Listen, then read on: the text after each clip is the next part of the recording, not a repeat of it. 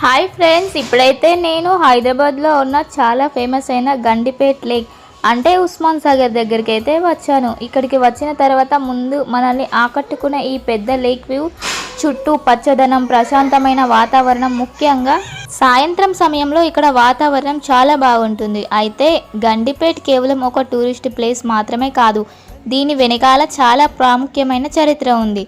1908లో హైదరాబాద్లో వచ్చిన భారీ మూసీ వరదల తర్వాత భవిష్యత్తులో ఇలాంటి వరదల ప్రభావాన్ని తగ్గించడంతో పాటు నగరానికి తాగునీరు అందించడానికి ఈ రిజర్వాయర్ నిర్మించారు. ఇప్పుడు ఈ ప్రాంతం హైదరాబాద్లో ఒక పాపులర్ వీకెండ్ డెస్టినేషన్గా కూడా మారింది.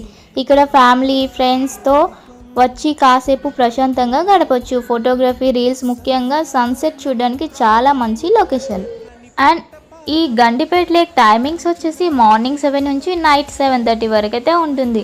ఎంట్రీ టికెట్ అయితే పెద్దవాళ్ళకి 50, చిల్డ్రన్స్కి అయితే 20 రూపీస్ ఉంటుంది. పార్కింగ్ ఫెసిలిటీస్ కూడా చాలా బాగున్నాయి.